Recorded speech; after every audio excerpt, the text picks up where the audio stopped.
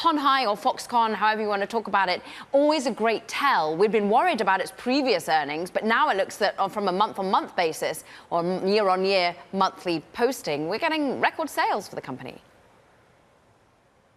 Yeah, if you look at the prior quarter, Hon Hai's revenue, their expectations, their forecasts weren't so hot, right? And then you saw Apple reveal its iPhone sales for the previous quarter last week, and you saw the iPhone come in about $5 billion down on a year-over-year basis, right?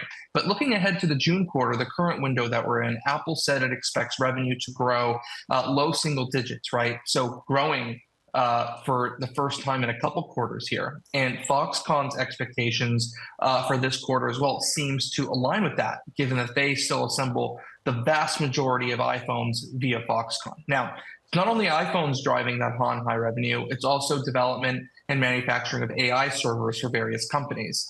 However, I don't believe that the AI servers that Foxconn is building are connected to Apple's AI announcement coming in June. For all intents and purposes, the AI from Apple will be on device, at least from the get-go, and probably using third-party infrastructure, not something they're creating on their own. But one day I do expect Apple to move to its own AI server environments. Oh, interesting. Okay. And therefore, talk to us about the long-term commitment to Apple and indeed perhaps a slight pullback coming from what is its third biggest shareholder, Berkshire Hathaway, saying, look, we are pulling and trimming back, but they still seem to believe in Apple as a key tech winner.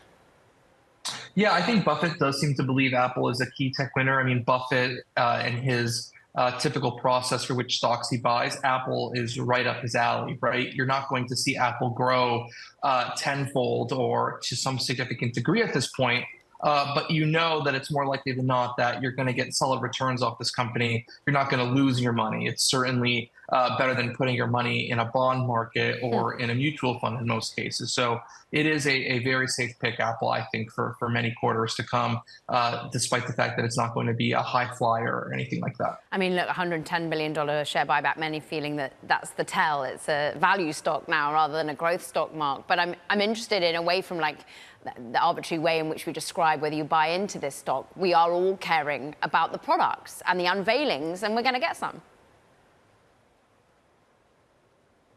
Yeah, that's right. Tomorrow, Tuesday, 7 a.m. Pacific time, 10 a.m. Eastern time, is their Let Loose iPad product launch. There's going to be a few things coming. One is a revamped version of the iPad Pro. This will be the most significant update to the company's tablet since the current model was launched in 2018.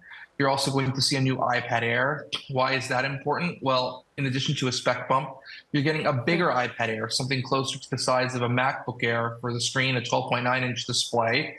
This will be the first time that Apple's offering a 12.9-inch iPad at that mid-tier price point, right? And at that mid-tier product line. So that's a big deal as Apple looks to make its iPads more like Macs and expand the product line there. And then you're going to see them rebuild the ecosystem around its iPads with two key new accessories. There's going to be a new Magic Keyboard, a higher-end version that makes the iPad Pro look more like a laptop while in use, something that's a bit more durable and convenient. The second thing is a Pro version of the Apple Pencil, so a new higher-end SKU of its Apple Pencil stylus. That's a really popular accessory that artists and creatives and others like to use for drawing. The new version will have some new gestures, so you can squeeze on it to have certain commands. Apple's homepage was updated this morning, where you can use an Apple Pencil, a virtual pencil, to erase the logo on Apple's homepage, which might imply that the pencil's finally getting an eraser on the back, like a classic number 2 pencil. And the other thing I've written that we'll have is haptic feedback. So when you use the pencil, it'll vibrate back on your finger so you know what you're doing based on tactile feedback. So that's going to be a pretty nifty update as well. And I think overall, for iPad fans, especially those who've been waiting many, many, many months, even years, for a revamped version of the iPad Pro, tomorrow's going to be quite an exciting product launch for them.